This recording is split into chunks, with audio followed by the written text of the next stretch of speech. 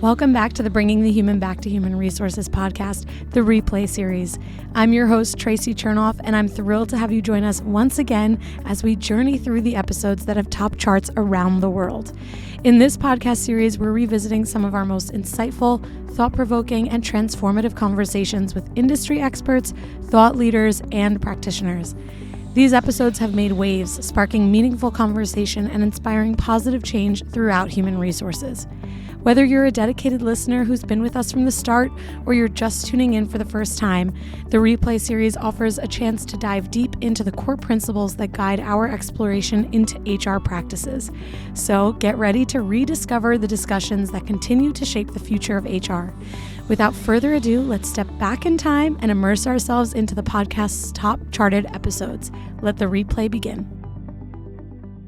Hi, everyone. Welcome back to the podcast. Don't forget to rate, review, and subscribe wherever you're listening or watching this episode, and share it with a friend too.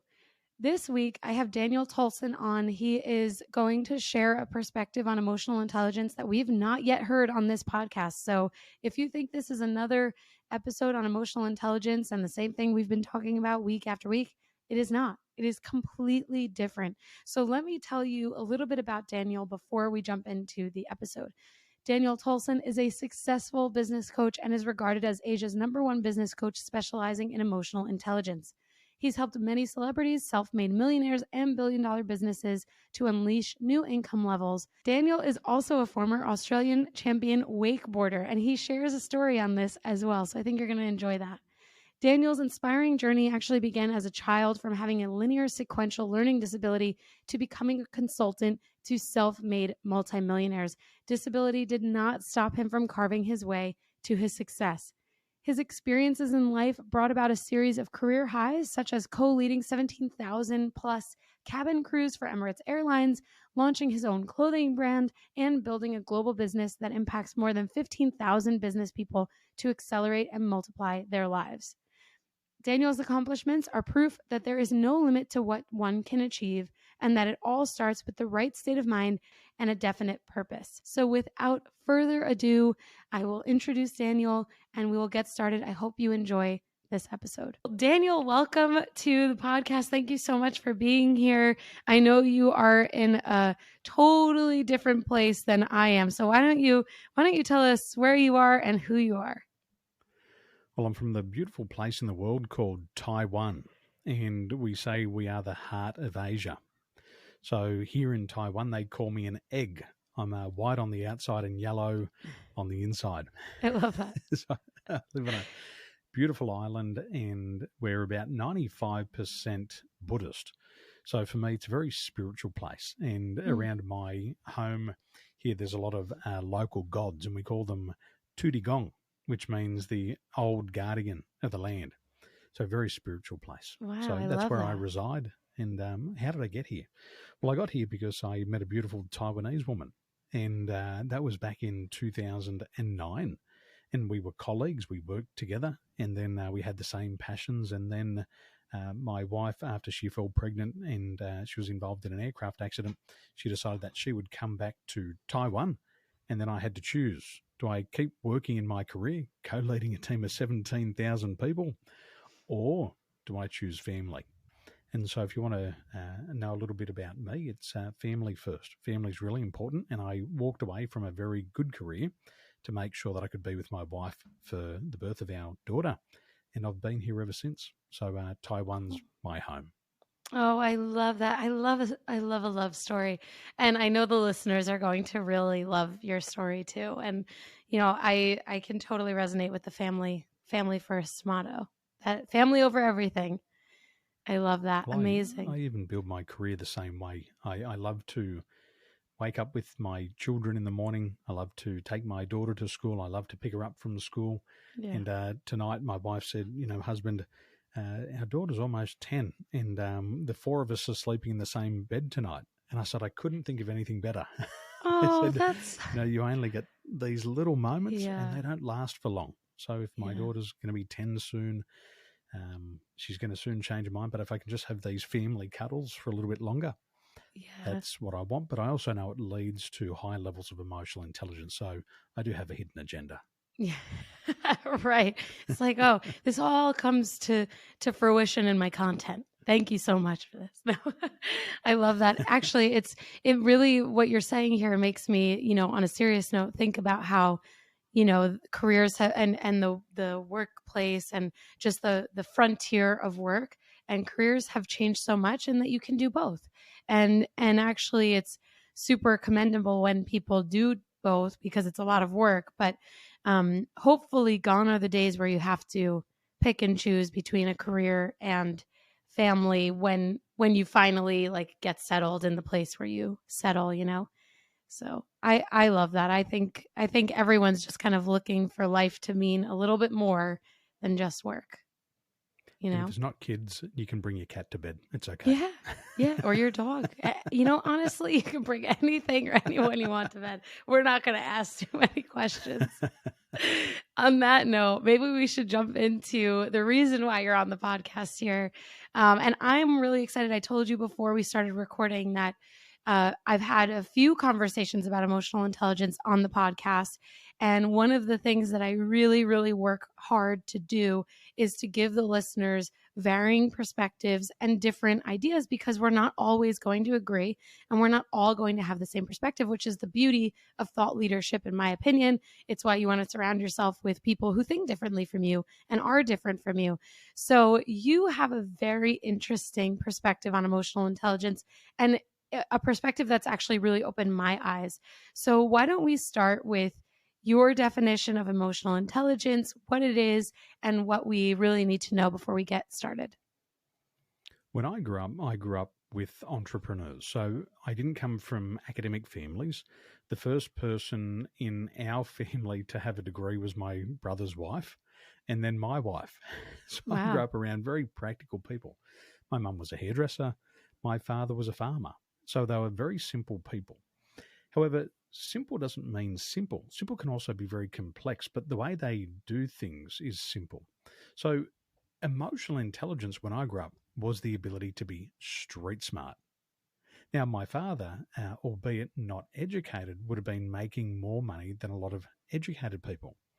However, what he had the ability to do was to deliver on his promise. And so if he did business and made a promise, he'd always deliver on the promise. And that meant he got continual repeat business from people who he was working with. My mother, as a hairdresser, what you had to learn to do, you had to learn to listen to others. And when somebody comes in and gets a haircut, the most interesting person is not the hairdresser. It's the person in the seat. And hairdressers know all of the secrets. Hairdresser knows everybody Yes. who's having an affair, but they can also keep it a secret. So in emotional intelligence back then was just being street smart. It was knowing your strengths and promising. It was knowing your limitations and not over promising. And it also was about getting along with other people. And if you could do that, then you could be successful. So for me, still, emotional intelligence is being street smart. I love that. I love that. So interesting. When you think about someone who is successfully academically smart, let's say, and they've, proven themselves in the academic setting, do you think they can also be street smart, or do you think it's more of like a, 60-40 type of thing where you only have 100% of one bucket and you have to kind of share both? Well, I think probably business has proven this. You can go and get a degree, you can do a doctorate and come out of university after 7 years. And the first thing they ask you is, how much experience do you have? Hmm. And that's a conflict to a lot of people. They get a shock. Hey, I got this degree. Now you're asking for 7 years of experience? And in the past, businesses used to hire for knowledge and skill, and then they would fire for attitude, which is emotional intelligence. And Yeah. today, the business world has been flipped upside down, and people are saying, why don't we go and look for emotionally intelligent people and hire for attitude and then teach them knowledge and skill? So the business world says we want people with emotional intelligence. Can people have both? I believe people can have both, and both have to be learned, but it does take time. Oh, I really like that. I think about for myself and my own career how that shift in hiring for behaviors, hiring for attitude, and being willing to teach skill you're hitting the nail on the head there. That is absolutely the mindset of, I would say, probably the majority of employers, because it's so costly to lose someone over something that you feel you can control. Like, you can control hiring someone who has a can-do spirit. And, yes, I would say in most cases, teaching whatever the job requires is possible. The interesting thing that businesses are going through today is that they're a bit understaffed. And so you have potentially a lot of people with high emotional intelligence, but not a whole lot of skill, because the people who would typically train them and teach them and who they would learn from might not actually have the bandwidth to do all of the things that the company had initially planned for them to be able to do. And I've seen that. I think this is probably the first time I'm reconciling that thought. I'm like working through it right now. But I've seen that in really my last few roles, where there's this so much pressure to train someone, and then you're telling them that you will, because they don't necessarily have that amount of experience that the role typically would call for. But then you don't actually put in the work to train them because you don't have the bandwidth, and then they become frustrated anyway, and then they decide to leave. And it's a different type of cycle than someone with a higher IQ potentially, or someone with that experience and maybe the EQ is not as high. And then they end up turning for different reasons, but it kind of can tend to result in the same outcome. So there's potentially a need to find out how to solve that problem of committing to the things that we say we're going to do, and actually establishing a foundation for training to give those people who have potentially that higher EQ the skills that they need to be more well-rounded in their experience. You mentioned optimism here a moment ago. Now, I like that you're welcome to ideas that are conflicting. If I'm building a team and I need an accountant, I don't want an optimistic accountant. Right. I want a pessimistic accountant. If I'm hiring a lawyer, I don't want an optimistic lawyer. I want a pessimistic lawyer. If I'm hiring an engineer, I don't want an optimistic engineer. I want a pessimistic engineer. And people say, "Oh, but optimism is a sign of emotional intelligence." I said, yes, it's also emotional stupidity of some people thinking that high emotional intelligence and certain behavioral traits are always important. In a salesperson, I want somebody who's optimistic. As somebody who's going to answer the telephone for my company, I want somebody who's optimistic. For somebody out there who is the cheerleader of my business, I want somebody optimistic in that role. So we've got to look at what's important in the key role. And sometimes people with a lower level of emotional intelligence are actually much more effective in their roles than people who have too much emotional intelligence. And when we say too much, my belief is that 95%, and this is well documented in places like Forbes magazine, 95% of the population claim to be emotionally intelligent. That's the first problem. The reality is 10 to 15% actually are. So we've got some gaps that we've got to fill. And high's not always good and low's not always bad. I love that. And this is exactly why you are here to talk about this topic today. This misconception, which I am guilty of, for sure, first to admit, in believing that high EQ equals more success, more achievement, better talent. And I'm guilty of this, I think, because of the shift that we've made in business, for sure, in hiring behavior over skill set. But I also think that those with higher EQ are probably a little bit easier to interact with in certain arenas, especially for someone who potentially has higher EQ. I say potentially because I've never taken a test to prove whether I am claiming it or if I actually am. So potentially high EQ. And so for me, it's like, oh yeah, it's fun to be around like-minded people. But, for me, I'm presuming and assuming that I have an IQ. And so it's nice to be around like-minded people. But to this point, and I actually just had a conversation with someone about how building a team requires diversity in thought, as well as diversity in so many other things. And that diversity in thought is actually exactly what you're saying here, that high EQ isn't necessarily good and low EQ isn't necessarily bad. It's about figuring out the right level of EQ for the role and what it requires. So let's talk about this a little bit. the misconception about EQ and high achievement. Where did you kind of first realize this, and how does that play a role in your day-to-day today? Well, for me, when I was being trained as a leader, I was working with Emirates Airline, and they're one of the world's leading five-star airlines, very ambitious, and they want to develop their people. So I went through a very intense level of training. I acquired the knowledge as a leader, I acquired the skill, and they also coached me to develop my unique personality. Now, when I got on the aircraft and I started to lead my team, I quickly realized that not everybody needed the same leadership style. So I had 17,500 people in my team. Every flight, I would co lead 17 crew. I would have to help the aircraft arrive safely, thousands of miles away with 400 customers. And I realized that 400 customers needed something different from me as their onboard leader. And I had this interesting flight. I was in business class and I had a crew of 4, and I think I had 48 customers. And I brought the crew into the galley and we did a pre-flight briefing. And I said to the girls on the left of the aircraft, they were 2 Aussie girls. I said, girls, we've all been to the same training college.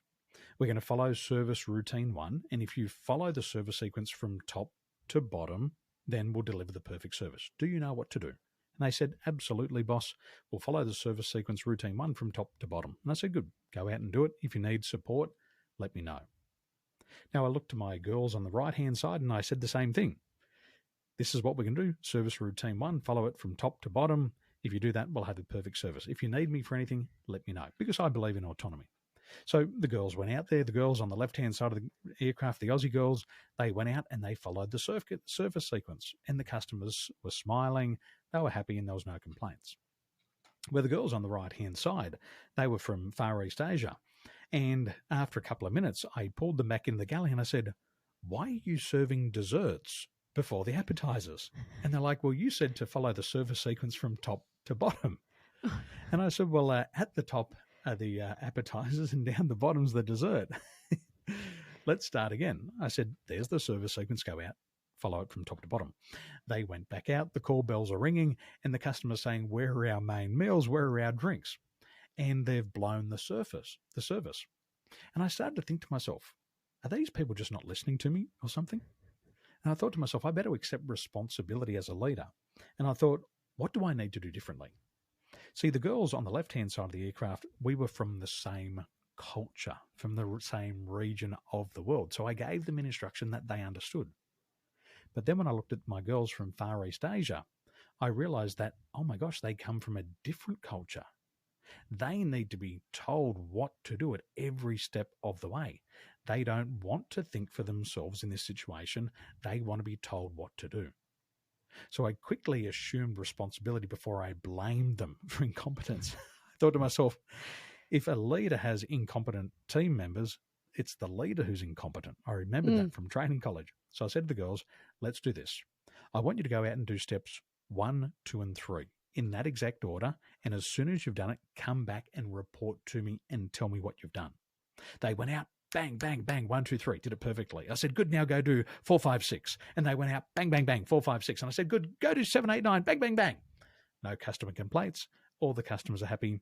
The job gets done. So the point of that was it was my emotional intelligence. And you mentioned it before, building teams with alternate thinking.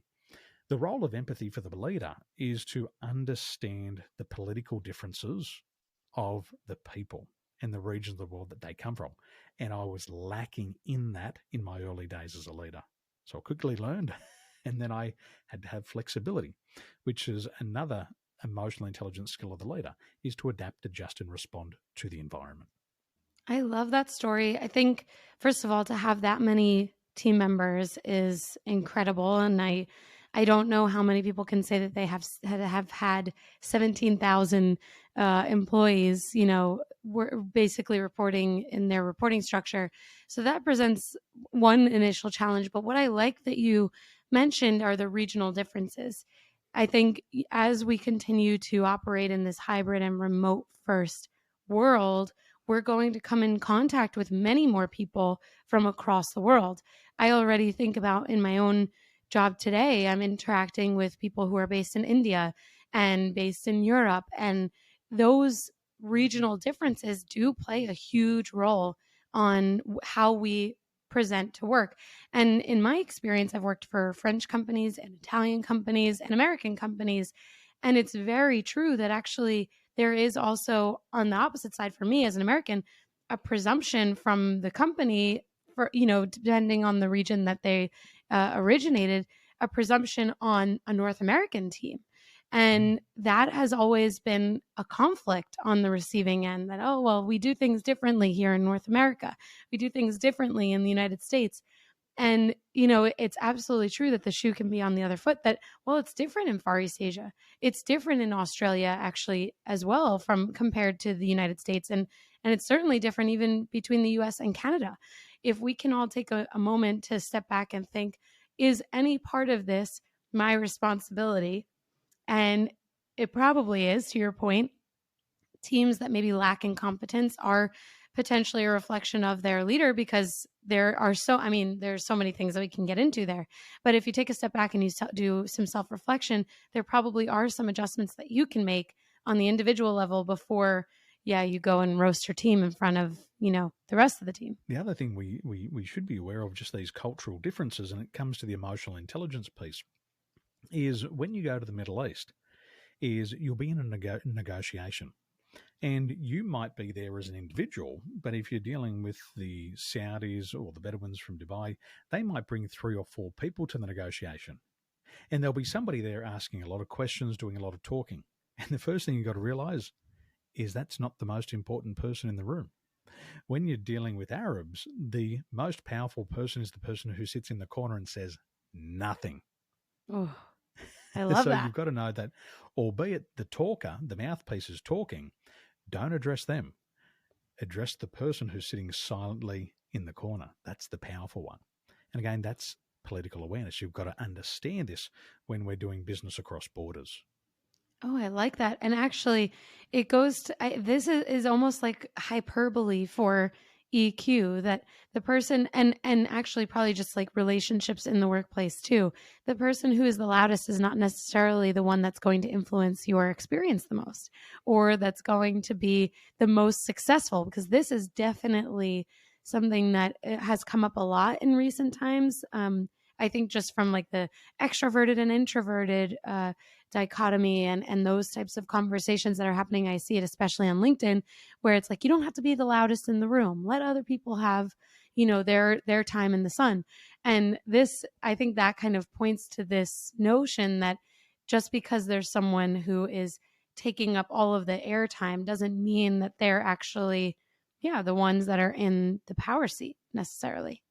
That's sometimes good information. People with low levels of emotional intelligence can't regulate their behaviors. And so what I call it, it's verbal diarrhea. They just talk, and the stuff that hits the fan, it just comes out of the mouth. And that's an example of somebody who can't regulate their emotions. Where somebody who might be perceived as an introvert may be excellent at regulating their emotions. They might just say, at this time, I have no statements to make. I might just be collecting information. And they don't feel compelled to talk. Sometimes they just observe. And that's that street smart thing. They're just observing. They're reading the play. They know when not to talk. And when the time's right, then they do talk. Doesn't mean they're introverted. And also, there is no correlation between introvert and being unsuccessful and being an extrovert and being successful. It's a preference. Right. Absolutely. And this also makes me think about how there's this conversation now about, in general, when it comes to the idea of, really not speaking or not sharing and like appreciating the silence, that is a huge, that's actually a skill in my opinion, because you have to, it's, to your point, it is regulating emotion, but it's also really hard, whether you're extroverted or not, to not say anything sometimes. So when you're in some sort of conversation in the workplace, whether it's lighthearted or not, to just stay silent and listen, that freaks people out. But actually, it's really important to have those moments of silence, whether it's to regain control of a conversation, gather your thoughts before you, to your point, have verbal diarrhea. There's so many. That's something, like, when I think about a skill set that I've acquired over the years, it's that knowing how to just sit there and listen and allow, especially in difficult conversations, because it puts the other person, especially if there's a reaction and being defensive, when you're just silent, there's nothing you can't work off of it. You can't be defensive to anything. You're just listening. I'd like to put around a foundation or a formula around emotional intelligence, and we can start to categorize this very simply. There's 5 principles of emotional intelligence. The first one is self-awareness, and that's understanding why you think and feel the way that you do. It's knowing your strengths and your weaknesses. Now, people in this area who have more of an accurate self-assessment are actually more confident. So confidence comes from being self-aware. The second pillar of emotional intelligence is self-regulation, and this is the ability to control your mental and emotional responses. See, most people have an emotional hijack and they speak before thinking, and they bypass rational thought and act. And all action that precedes thinking leads to failure. So when you see somebody who can't hold their tongue, this is an example of being less active in this area. The third pillar of emotional intelligence is motivation. Now, this is not the Tony Robbins jump up and down. It's not the millionaire mind, high five, you've got a millionaire mind. It's not that type of motivation. It's more of that resiliency. It's the person who's able to roll with the punches, to fall down and get back up and go again. The final 2 are more to do with other people. And so the fourth pillar of emotional intelligence is social awareness. And this is the ability to read other people's emotional makeup, to read other people's strengths and weaknesses without necessarily asking. So it's empathy. And then the 5th pillar is social regulation. And this is the ability to influence and persuade. And communication, which you're talking about here, silence is a form of communication. And successful leaders know that if you just zip your lips for a few moments, people will get that verbal diarrhea. They'll let the cat out of the bag and they'll tell you everything that you need to know.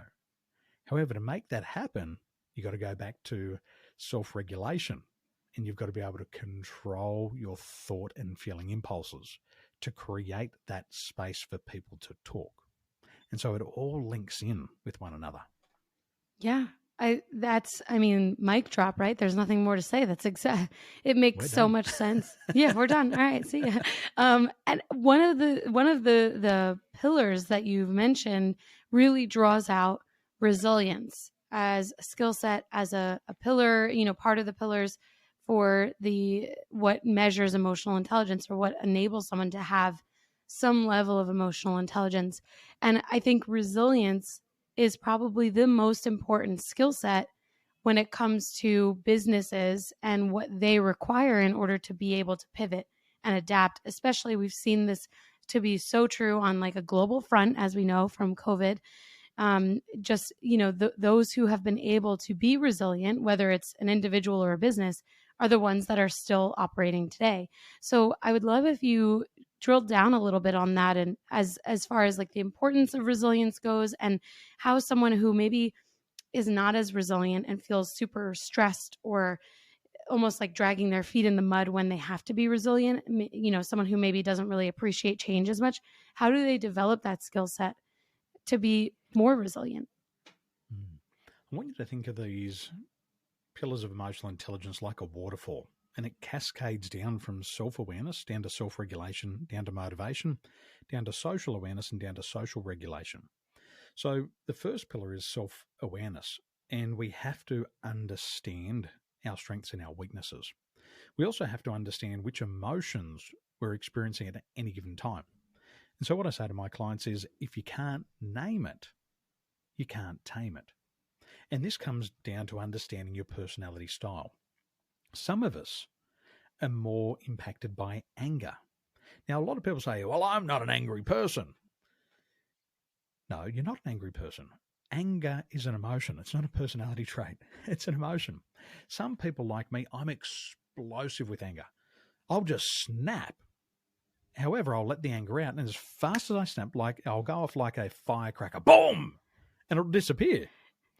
Where I've got other friends who are very slow to anger, and they could still be upset about something that happened 10 or 15 years ago.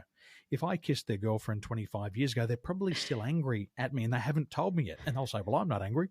Yeah, because you've been bottling up for 25 years. Come on, move on. Yeah, right.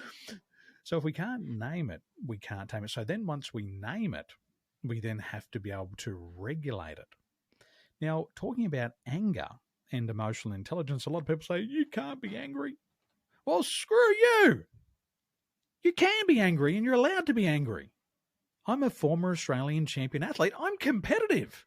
I'm a 3-time state champion athlete. I've competed at the X Games. I hate to lose. So when I get angry, what do I want to do? I want to go back and I want to train harder. I'm going to try different things. I'm going to get up earlier. I'm going to stay up later. I don't like to lose. I want to win. The only difference is I know how to use that anger to push me towards my goals. Where other people don't know what to do with the anger, so they sit on it. Well, I didn't get a pay rise, so this is what I'm going to do. I'm going to sabotage the success of the boss. Well, that doesn't help anybody. You got to know how to regulate the anger. So if you've got somebody who's aggressive in the workplace and anger, it just means they probably don't know how to use that towards results. Now, coming back to resiliency, which is the part of the third pillar of emotional intelligence, is motivation. I set a goal at age 16 to be an Australian champion athlete. It only took me 9 years to get it. That's and amazing. I got angrier and I got angry and I got angry till the final year. I was just fed up and I said, if this is not the year, screw it. And so I went and trained 2 and 3 times harder. And I eventually became the Australian champion. And so I also used that anger to help me move forward. I fell down. I had multiple knee reconstructions. I had 6 guys attempt to kill me one night. I got back up and I kept moving forward because I had this anger in me. It's that aggression. I've got to win. I hate to lose. Now, I didn't hurt anybody along the way. Anger doesn't mean you're going to hurt anybody. Most people get frustrated and they say, I'm sick of playing small. I want to go big. And that helps you with your resiliency, but it's using it for yourself, not against yourself. Wow. First of all, that's so cool that you are a champion athlete.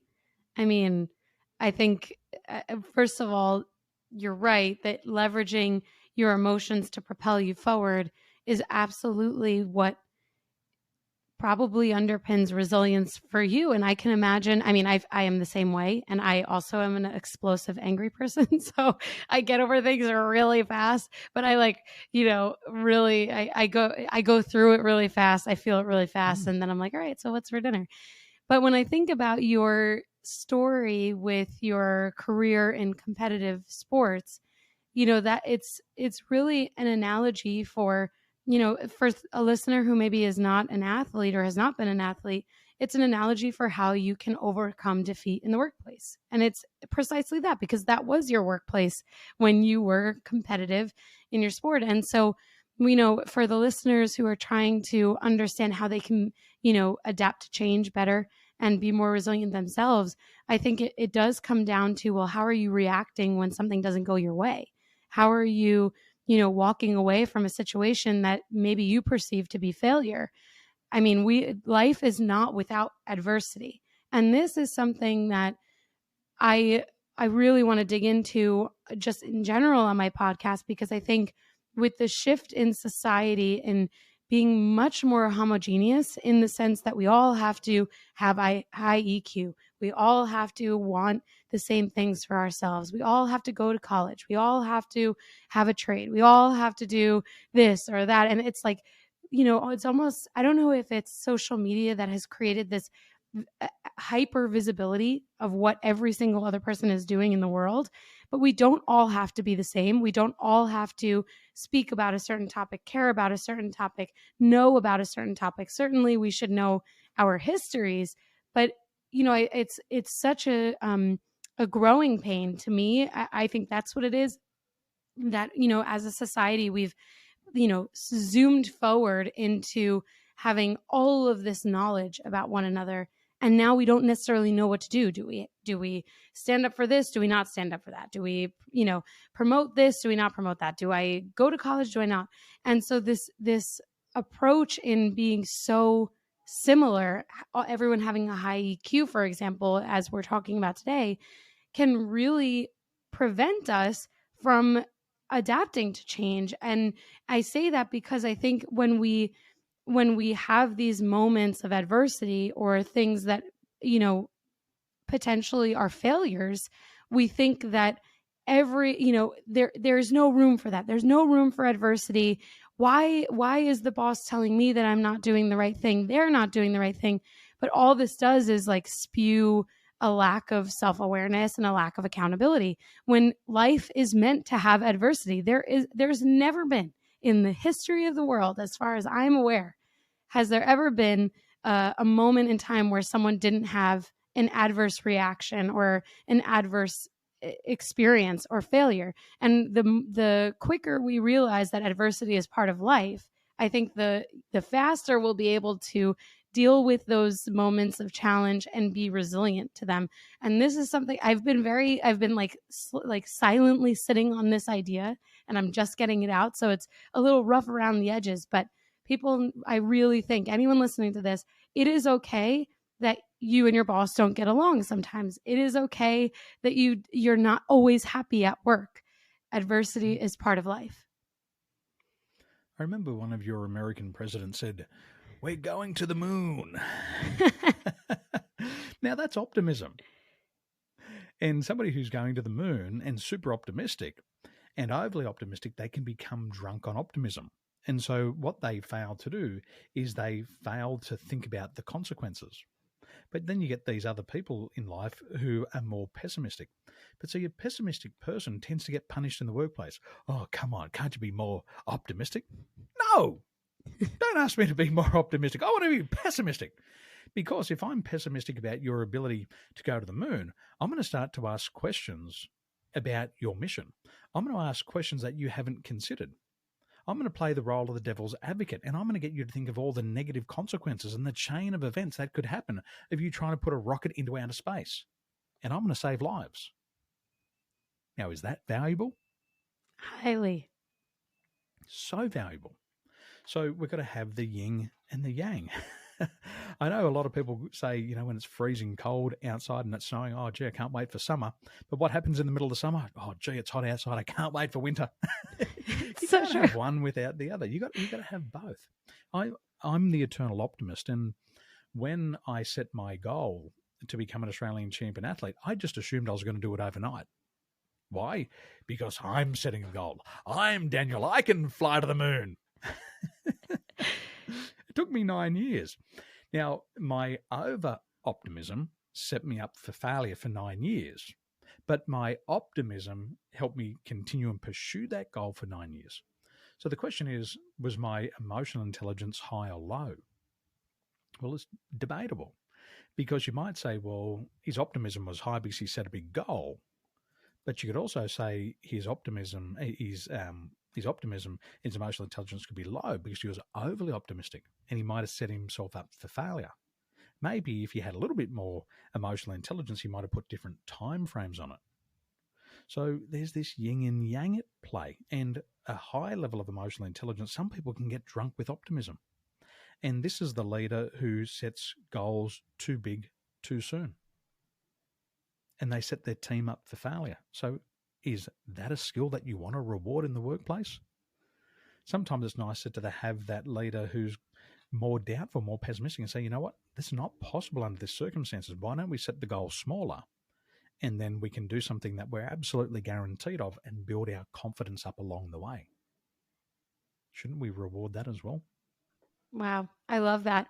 I think this all comes down to the way in which we surround ourselves with these, thought partners and mentors, and, whether you're an individual contributor or on a team, have a team beneath you, I think there is a way to make sure that you have someone who is balancing you out. I am also an eternal optimist. So if I married a realist, as he proclaims, I'm like, no, you're a pessimist.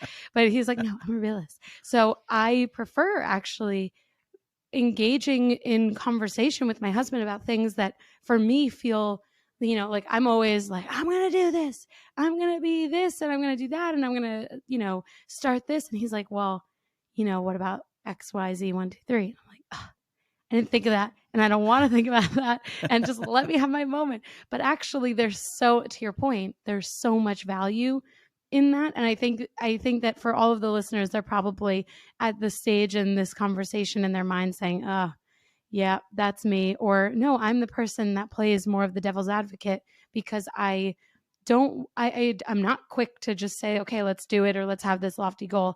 I think through things a little bit more, or I, am a little bit more challenging when it comes to, kind of just flying by the seat of our pants as a team. And there is so much value in that. And it's not always easy for people like us and other people who are also eternal optimists to be around those who challenge our ideas and challenge our goals and dreams. But we become stronger because of it. And our goals and dreams become probably more attainable because we have someone helping us think through the various challenges that are associated with having a lofty goal and having a goal, period. And so I think what I would love to hear from you on when we think about someone, when we think about two people interacting in something, we deal with a lot of empathy sometimes. We deal with, the challenges of wanting to understand the plight of someone, or, the challenges that they're experiencing. And we definitely, as leaders, are told that we need to be more empathetic. We need to have more empathy for our teams, for our peers. But I know from speaking with you that there are some challenges to having too much empathy, not to having empathy, but to having too much. So walk us through that. What are some of the challenges, and how do we navigate that? I'm glad you asked that question. And I was having the perfect conversation just Monday this week. One of my clients rang up and he talked to me about 4 team members who were underperforming. And so he talked to me about it, and I just asked the question, have you spoken to your team about this? And he said, why would I talk to the team? I said, because it's about them. He said, but I don't want to offend them. He said, I don't want to bring up this topic in case I offend them. We're going through this great resignation, and maybe if I bring this up to them, they don't like it, they might leave me. And so we're having this conversation. Now, is this an example of low empathy, or is it an example of being an empath? Well, I know this person, and what they've done over the years is they've really developed their empathy. And what's happening now is they've become an empath. So in my research and in my studies and my case studies that I've done, once we start to see emotional intelligence that starts to get up above 90 and 95 and creeping up to 100 in the area of empathy, people are no longer empathetic. They become an empath. And so this leader's going, I know what it feels like to be them. And I wouldn't want to be addressed right now. If I was in their situation and I was addressed, then I might leave the company.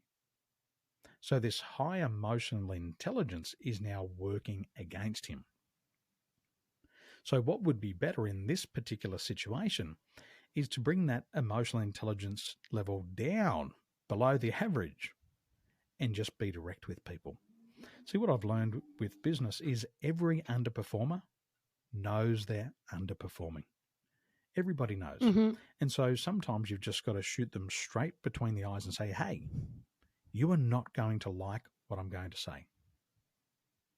But I think you already know the conversation that we're about to have.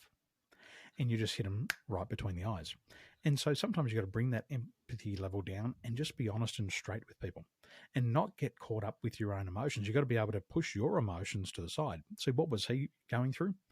Well, he thought the first emotion for him, it was, what if somebody takes advantage of this situation? What if I address them and then they take advantage of me and say, well, that's the reason I'm out of here. I'm leaving you.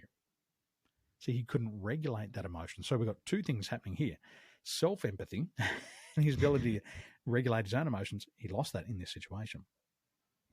The other one was the fear of rejection. What if I do address them and they say, no, this is not the truth, and I get rejected and I'm the leader? How do I deal with that? Well, it comes back to his inability to regulate the emotions. So high can get you into trouble. Now, the same thing is true for salespeople, and this happened to me. I love people. I want to help people. I'm a people helper. If your heart's bleeding, my heart's bleeding. And if you don't have a shirt, I'll probably not necessarily give you my shirt, but I'll take mine off so we both have no shirts together. and that's what I'm going to do. And at the start of my coaching career, I would help anybody. And I'd give them coaching, I'd give them counseling, and I'd hear their problems, and I'd cry me a river like Justin Timberlake. And I go, oh, I can't sell to this person.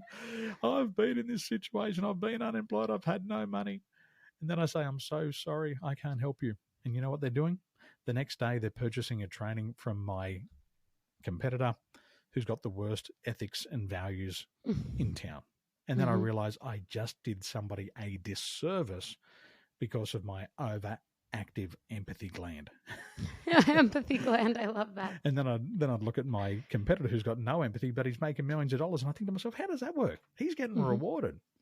See, what he was doing was he was like, hey, if you're on the phone with me, obviously you want to fix this problem. I don't care about your Justin Timberlake Cry Me a River story. My job is to sell programs. You've got a problem, sign you up.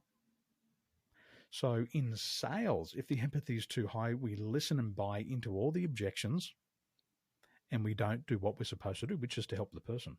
Where sometimes a lower or less active empathy, 70, 75, can be better because they say, okay, yep, I've heard all these objections before. You wouldn't be on the phone with me if you didn't want to solve this problem. I'm going to sign you up. Job done. So I love it. 2 examples. You know, there's a lot to think about here. I'm sure that the listeners are going to want to measure their empathy and potentially use this too to figure out, well, you know, if I need to make a career move or I need to shift the way that, you know, I operate or what I'm actually doing, how do I figure that out? And I've had a lot of conversations with many colleagues over the years, but more recently than probably ever before, where, you know, these friends of mine, former coworkers, are saying, I don't know that I want to do this anymore. And I had a very similar experience actually this year when I was like, I don't know that I want to do, you know, this type of HR. I think I want to specialize. And those moments of realization where, you know, maybe you were able to like really get on top of the job and do the job that's required of you, but it's taken a lot out of you. And maybe it's just a matter of it's, you know, it calling on too many things or requiring too many things from the individual. Maybe it's requiring too little empathy. Maybe it's requiring too much empathy, and it can be emotionally draining. And I would probably go as far as to say that anything that is people facing could probably be emotionally draining, whether you're built for it or not, as long as you do it for long enough. Like I think about psychiatrists. They probably have lower empathy in some ways because they have to be able to sustain themselves for a 30 or 40-year career. So if you agree with that, it seems like you might because you're nodding your head, but how do people figure out whether they can sustain what their career is requiring from them, and how, if it's not the right thing for them, how do they figure out the level of empathy that they have or what they need to do to, you know, maybe pivot a little bit?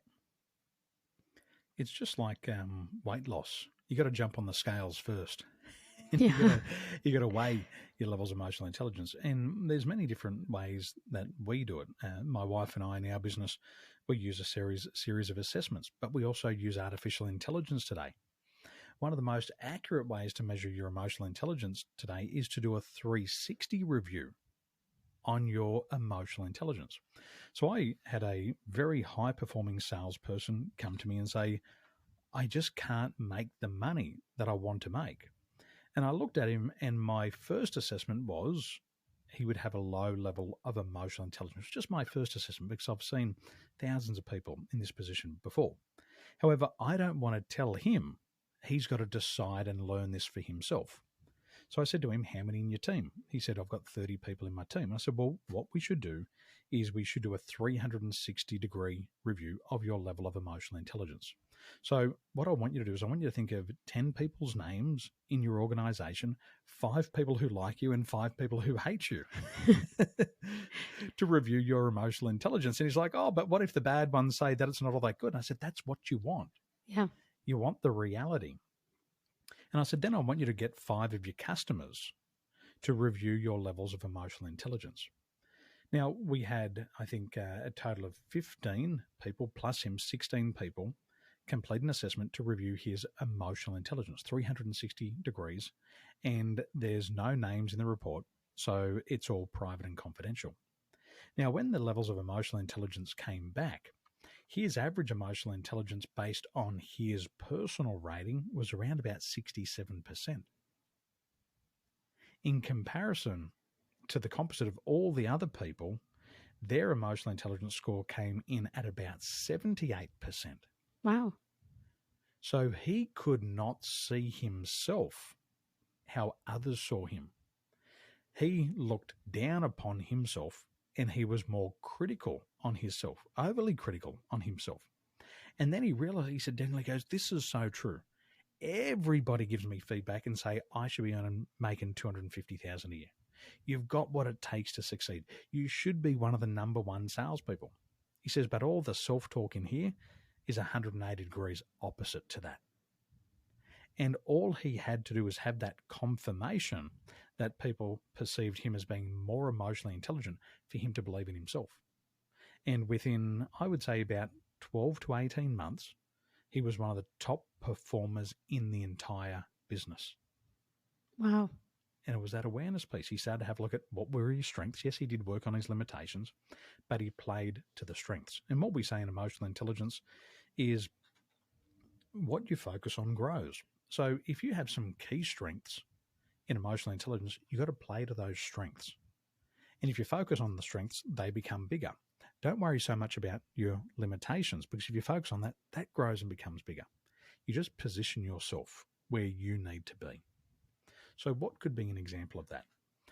Well, if you have high levels of empathy, then what you should be doing is you should be getting yourself into a position where you can work closely and intimately with others. Now, if you've got high empathy, it doesn't mean you're better than somebody else who has low empathy. If you have low levels of empathy, and I have a client, he's a doctor, he works in the emergency room, and he's got low levels of empathy. He's just like, whatever, send them in. I don't care who they are, what they've done, I'll fix them. And for him, it's just less active, and he doesn't get caught up in all the pain of it. He doesn't get caught up in all the drama. And he's just like, yeah, send them into the emergency room. Let's get them done. Doesn't take anything personally. When the when the patient's yelling and screaming at him, he doesn't take it personally. It's just like, yeah, whatever. All good. For me as a coach, my empathy is high, and it serves me really well because I really care about people. But I got friends who are builders, and they don't care so much about relationships. They just love to build. And if they're building and they're concreting or they're putting a scaffolding up, then they don't have to deal with people. And it's perfect for them. Doesn't mean that they can't run a team. They might be short and blunt and to the point, but that's what their team need from them. You know, one of my leaders works with a lot of people who have a lower level of education. Now, it doesn't mean they're not smart or not valued. They have a lower level of education, and they're laborers. They don't need an inspirational boss. They don't need a cheerleader. What do they want? They just want somebody to tell them what to do. They don't go to work every day for a relationship. They don't necessarily go just to have a feel-good environment. They want to go, they want to get paid, they want to go home, they want to forget about work. At 7 o'clock in the morning, they want to check in. They want to do their thing. They don't care about relationships. And they love it. They're not unhappy people. They're not unsuccessful people. They're just doing it differently. And so you've got to play to your strength.